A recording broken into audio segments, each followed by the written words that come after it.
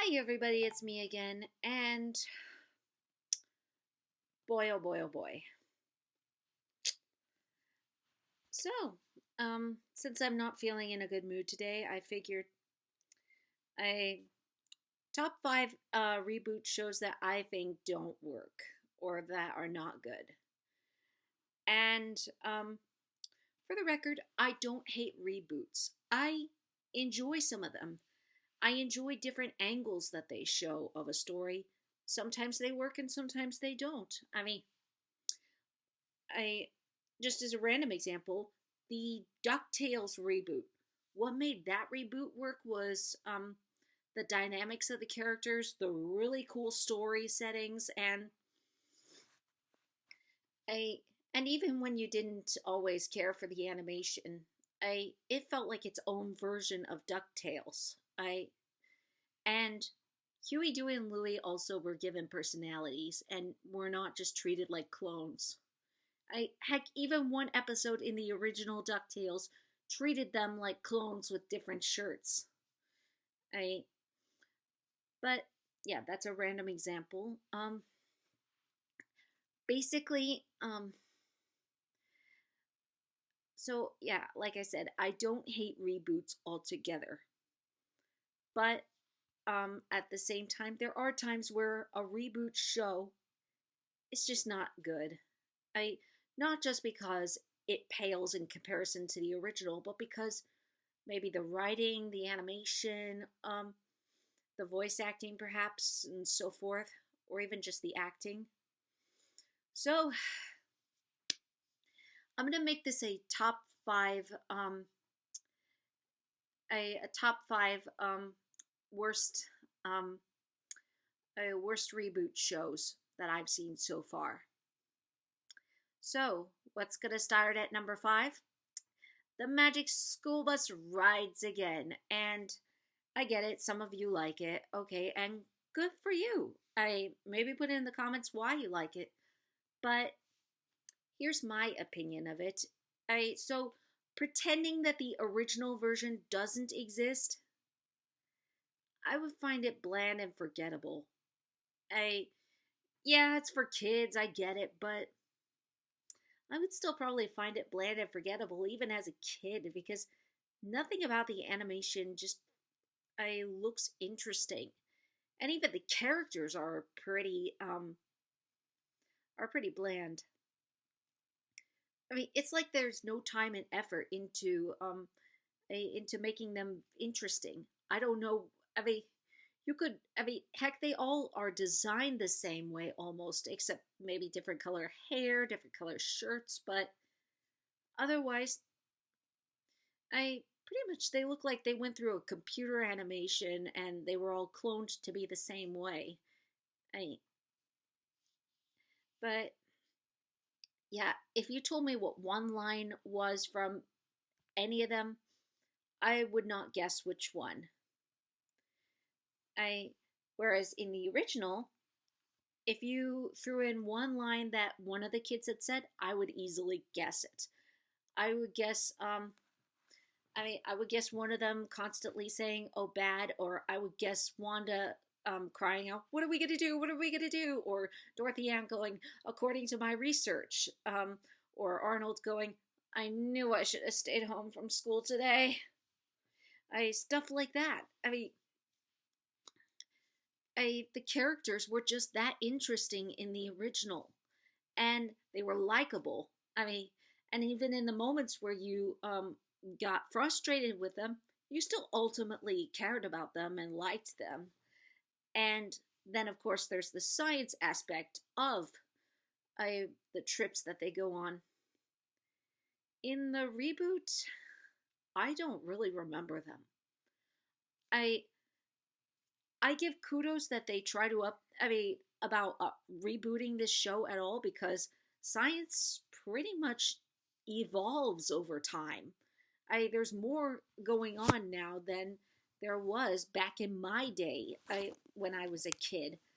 But yeah, I so much more you could do, and it feels like some of the episodes are rehashing some of the original episodes, and On the one hand, I could give a pass once about that, but otherwise, it's like, do your own thing, do your own version of it, and also make it stand out, and not make it forgettable.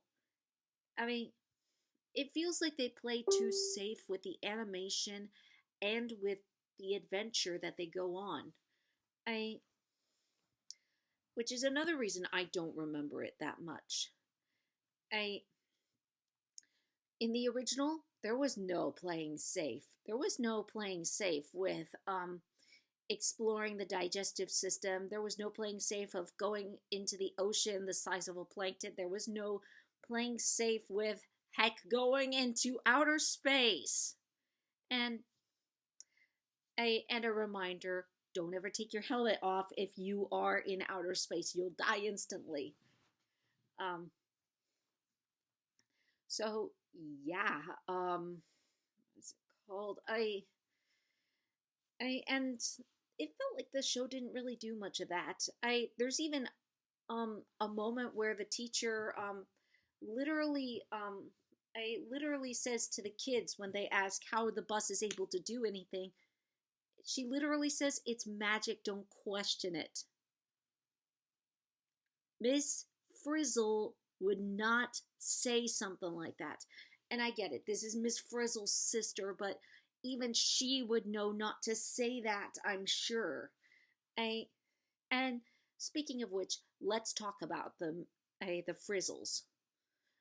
So the original Miss Frizzle pretty much was adventure hungry and loved science, and I just was absolutely thrilled with every exploration and every danger. And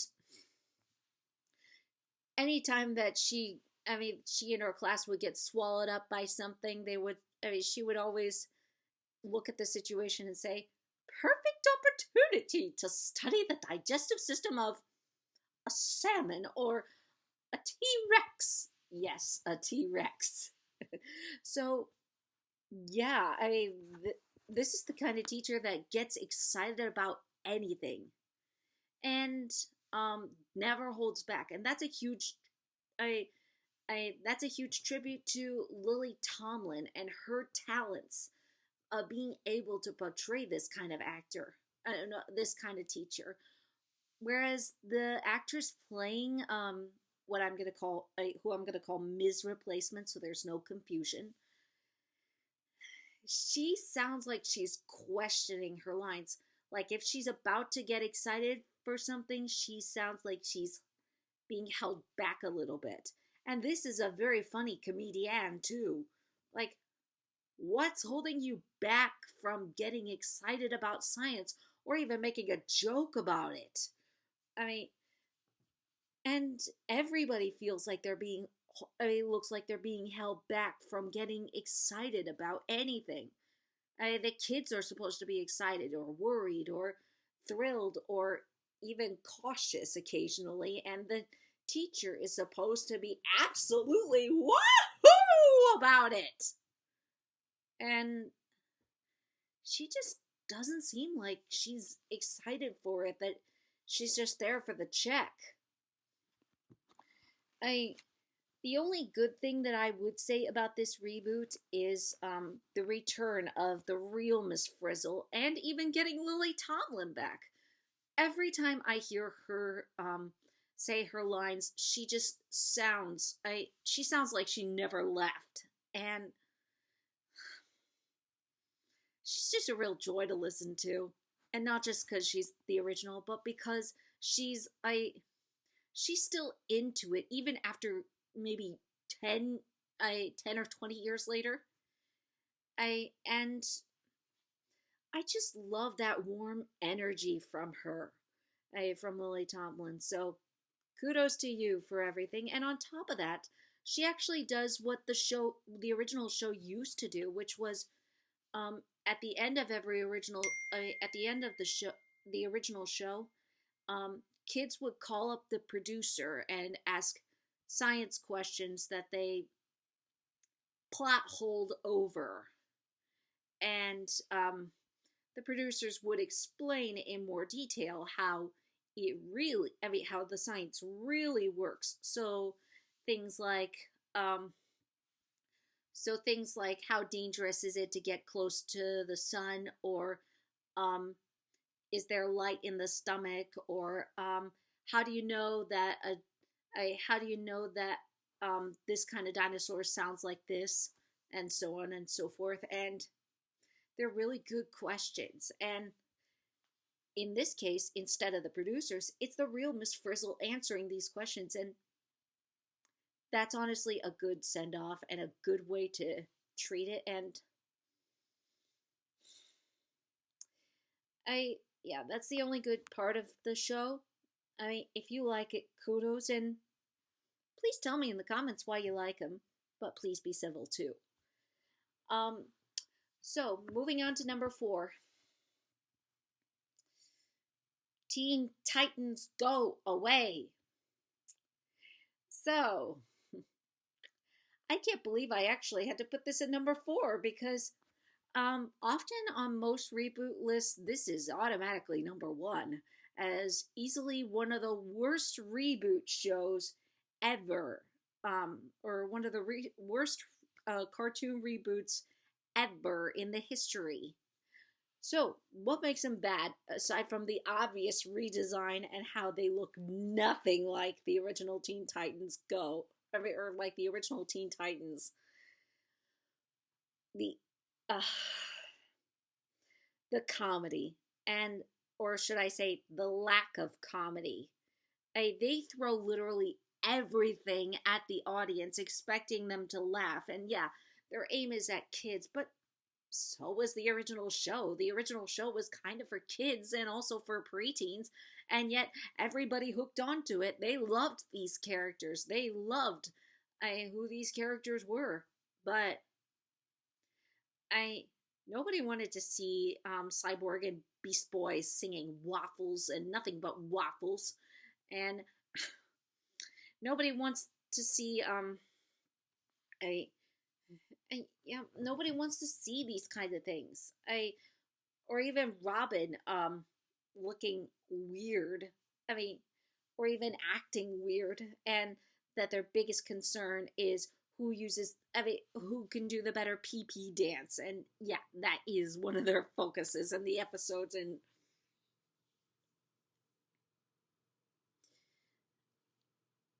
however, the animation is, I don't think it's the worst kind of animation. Hear me out. I've seen much worse animation than that, and there's clearly effort, and this is the kind of animation that would go into cartoons that are speedy and trying to be funny. And they do mock some tropes, not cleverly, mind you, not always, but occasionally they try, and they've still got the original voice actors, but when you hear those voice actors, you really want the original Teen Titans back.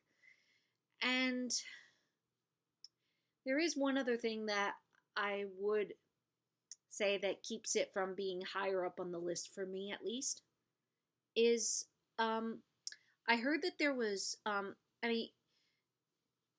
for Make-A-Wish, there was a fan who was going through, I forget which disease it was, but this kid absolutely loved Teen Titans Go, and the cast brought the kid on for a special guest appearance in the show. And so, honestly, that gives it a leg up, or in this case on the list, a leg down. So, hearts for that one, but couldn't you really do better writing? And the other thing that puts it further down on the list is that there was a kind of conclusion where the better Teen Titans and the Teen Titans Go Away actually collide in an entire episode, and it's actually pretty cool. Pretty cool to see them collide and fight. So I can't declare it the worst anymore, especially since apparently there has been worse now. So I guess I I guess now on most cartoon lists or reboot lists, it's now going down on the list compared to these next ones. Number three, Fairly Odder Parents. And I don't know, maybe this is half cheating because a, a majority of it is live action and only a couple parts are cartoon, including three characters. But that's the biggest problem. That's the problem that puts this pretty high on the list above Teen Titans Go Away, because Teen Titans Go Away was all animation. Give that thing credit. And it knew to stay animated. If it went into live action, not only would the jokes be slow, or in like I said, the lack of jokes be slower and worse handled. I But the action itself would have been a lot slower too. And you clearly see this with Fairly Odder Parents. And I've started to watch a few Fairly Odd Parents. I mean, if you want to see my reaction with Movie Fan on the first half of the first episode of Fairly Odder, I'll put a link down in the description as well as up here. I check it out because I came at this from a non-fan perspective, and even as a non-fan, it still doesn't work on its own because these characters are, these live-action characters are clearly meant to be cartoon, and some of the jokes would work funnier or work better if they were cartoon. So why the live action? Is it really cheaper to keep them in live action? And that's another problem. This whole thing is treated in a cheap way. There's literally, and everybody's talked about this. There's literally an episode where I'm guessing it's Godzilla, where they're using a costume clearly, a Godzilla costume that is clearly bought from Party City. Party City! Studio using a Party City costume. Can't you make your own costumes anymore? Maybe it won't look as good necessarily, but it was so not believable. That costume was so cheap. And even the live action characters don't really look like that they're talking to a Wanda, a or Cosmo. They didn't look like they were talking to Wanda or Cosmo that much. And the guy playing Timmy Turner for like the first couple minutes, oh, that is so not Timmy Turner. The only thing that's Timmy Turner about him is that he still is wearing that pink shirt and hat, which at that age wouldn't he like get rid of his pink shirt and hat? Because, well, I found out why that he wears a pink shirt and that he wears pink clothes, because his mom wanted a girl, but and treated him like a girl. But wouldn't he want to get rid of that now that he's 18 or a little bit older? And the actors, oh.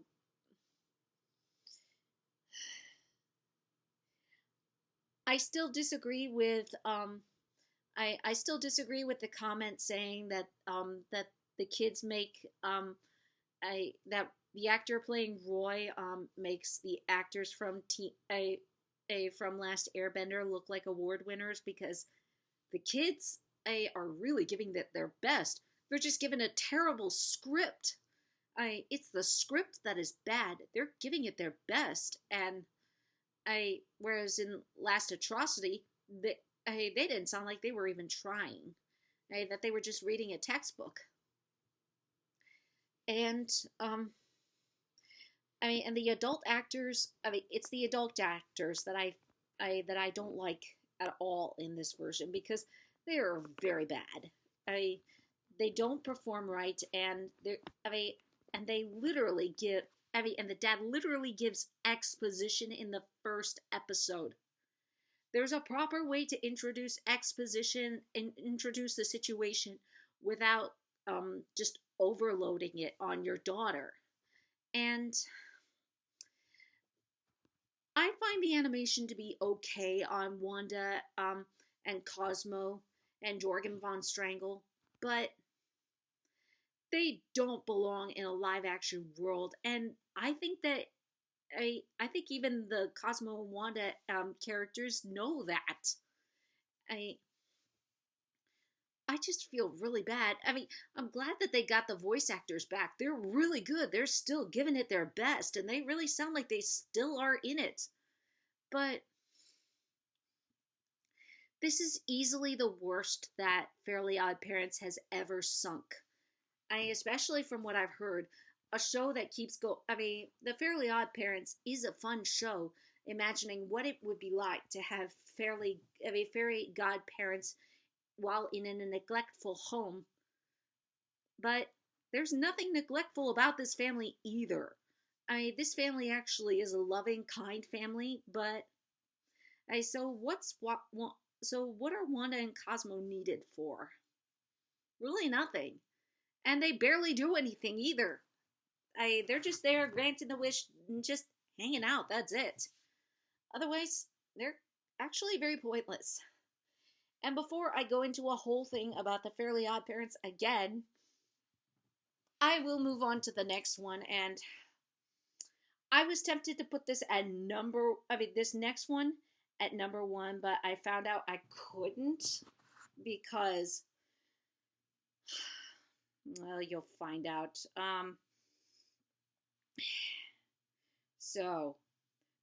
What's number two? Atrocity in the House, Aliens in the House, no. Veggie Tales in the House.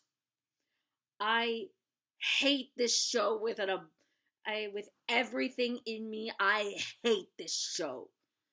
I love Veggie Tales so much. That's a show I grew up on, just like I did the Magic School Bus. Except, well, I grew more up on this one than I did the Magic School Bus. But you get the point. I grew up on both of these shows. Veggie Tales was one of my favorites. I hummed the songs. I love the characters. I love the lessons they teach. I still remember some of the Bible verses that they taught, and the lessons and the morals. And the animation that they had at the time was actually pretty groundbreaking for what they had. I mean, this was a studio that was, Big Idea was a studio that was just getting started, and yet they were able to give it their best. And kudos to them for everything. Look at this for a start.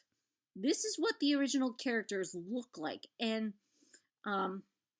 it may not be a good way of showing it, but it's the best I can right now. But yeah, these characters, these had to be animated, drawn on paper, animated into the computer, animated again, and then a third time. Obviously, back in 1993, they could not animate humans at the time, and that's fair enough. They had to make do with talking vegetables that hopped around and had smart writing to back them up on the lessons they were teaching, as well as the jokes that they told. And I still think that the funniest joke that they've ever shown is the IRS joke. I get that now more as an adult than I ever did as a kid. And that's another thing. The writing was for both kids and adults, and it was clever. It didn't just throw in dirty jokes so that the adults could enjoy it like most kids' movies do nowadays. This one cleverly combines jokes that adults would understand, kids might get might kind of get now, but will definitely get later. So, how about Veggie Tales in the House? Well, I showed you the animation for the original Veggie Tales. Look at this. That is just part of what's wrong with Abomination in the House. Oh my gosh. Just look at those characters. And Just to save you, I'm gonna take this away. What did you do? What did you do with my beloved VeggieTales? I mean, the animation on them looks hideous. And this is from DreamWorks. DreamWorks! Yes, I'm talking about the DreamWorks that made How to Train Your Dragon, and the DreamWorks that made Prince of Egypt, and the DreamWorks that made a Kung Fu Panda. Yes, that DreamWorks. And during that same time, during 2014 to 2016 and so forth, you were making Abomination in the House. And I could forgive the animation a little bit, just a little bit. It still looks nightmare fuel. It still looks awful, but how's the writing? Nope, nope, nope, nope, nope, nope, nope, nope, nope, nope. Even for kids and adults, not one joke works. Not one joke is funny. And the lessons, the Bible lessons that they teach, they don't fit into the theme. There's an episode where Petunia is cold. All she needs to do is get a coat. Since Paul Grape's grocery shop seems to have everything in it, surely he's got a coat somewhere. So get a coat in that episode. But what's the lesson they teach in that one? Whoever conceals their sin will not prosper. What? What does that have to do with getting a coat? I mean, if you're cold, you gotta find a way to get warm. And yeah, the way that she does get warm is not the best way, which is constantly turning up the heat when she's not supposed to. But just get a coat! Or even tell Paul Grape, I'm sorry, I have to turn up the heat because it's cold. I'm cold. And there's another episode where Bob the Tomato, and I am not kidding about this, I am so sorry. If you love VeggieTales, please skip this. Where Bob the Tomato is is crying because he doesn't have a mustache. Do I even need to say that again? Do I even need to say that again? I get that the lesson is be happy with who you are. Cool beats. But Bob the Tomato, that's another thing that is wrong with this episode. The character writing. The characters are not recognizable. Not just because of the animation, but because of the writing.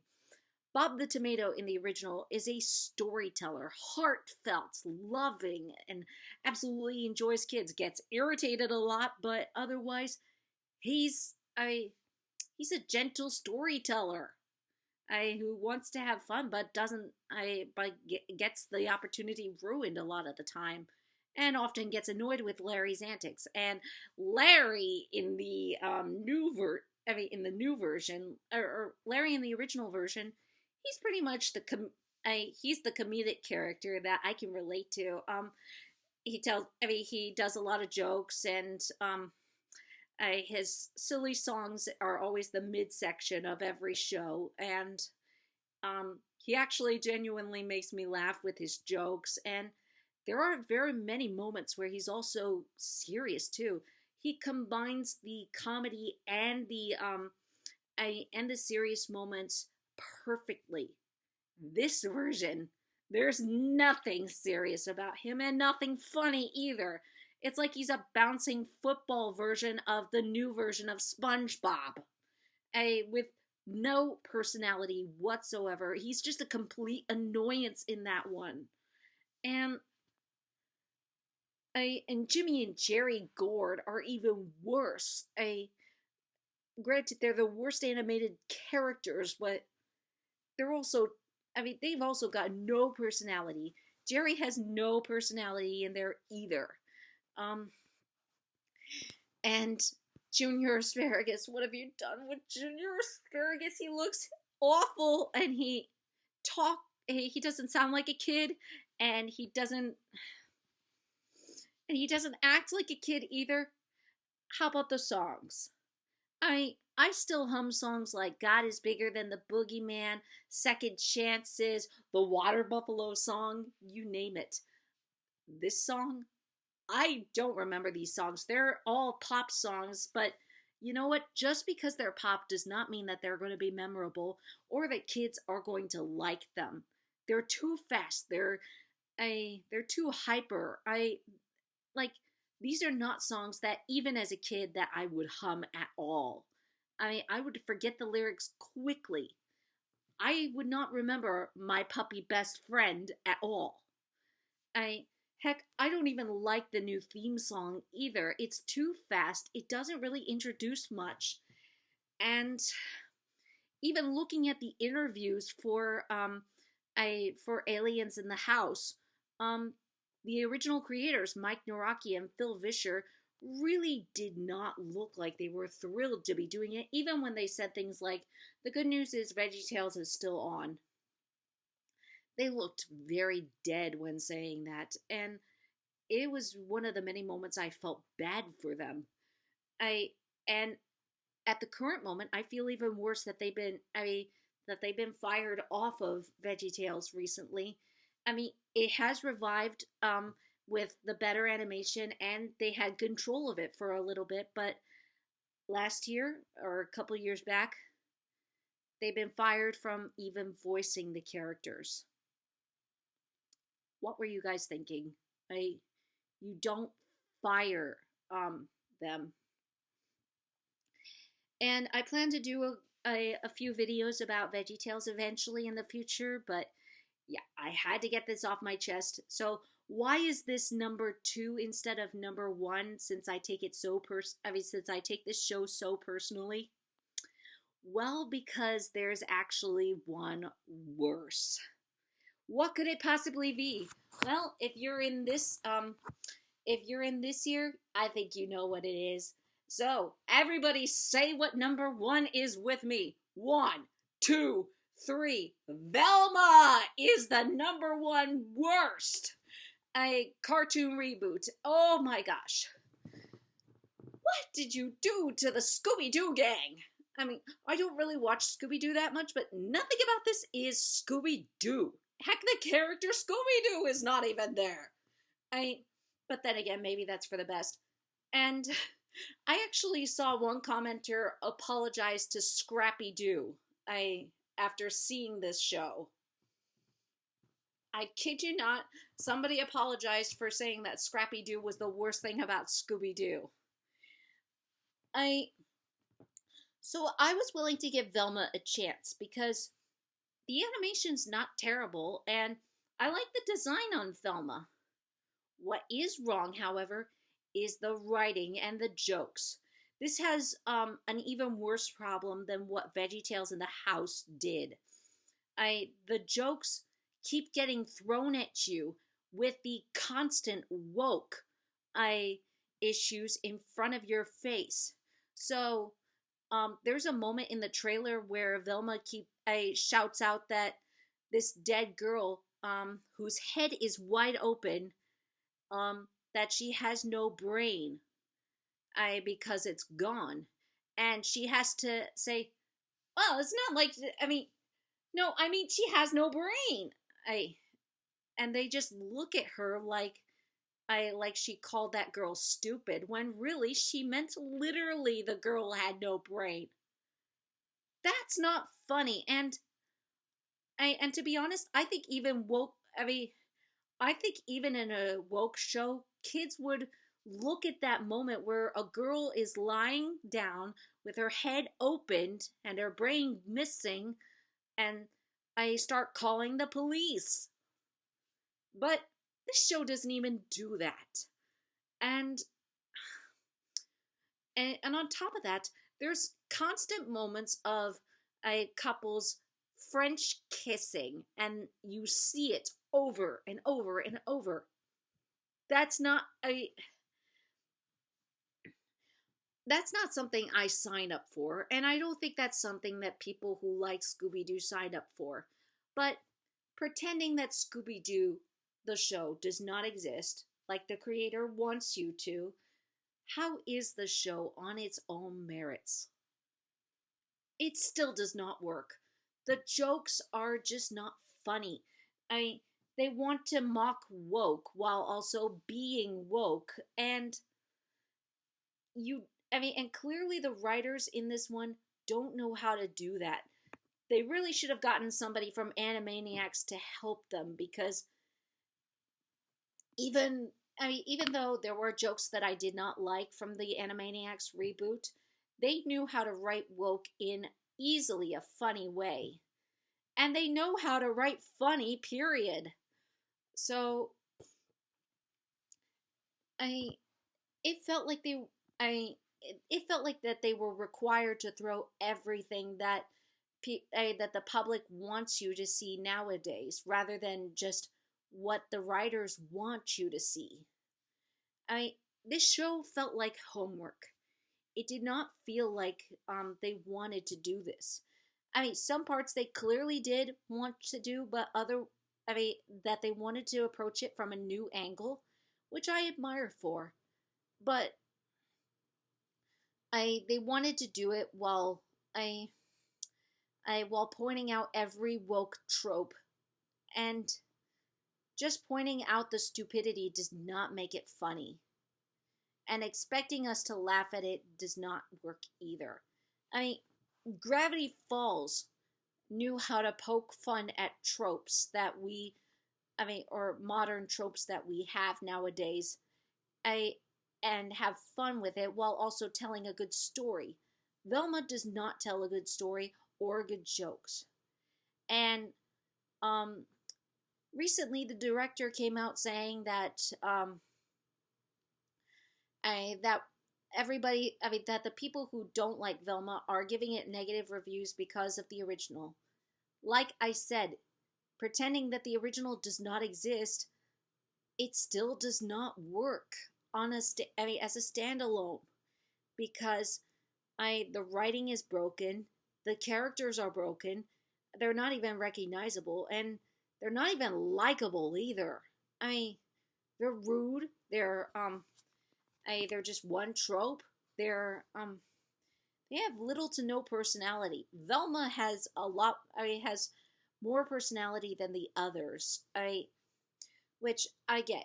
She's the title character, but you remembered characters like Daphne, Fred, and Shaggy for their personalities and what they contributed to the mystery team. But they have little to no personality in here, and the personalities that they do show are cringeworthy and just not fun. So, yeah, this may have better animation than Atrocity in the House, but honestly, Velma is the worst cartoon reboot that I've seen and heard about so far.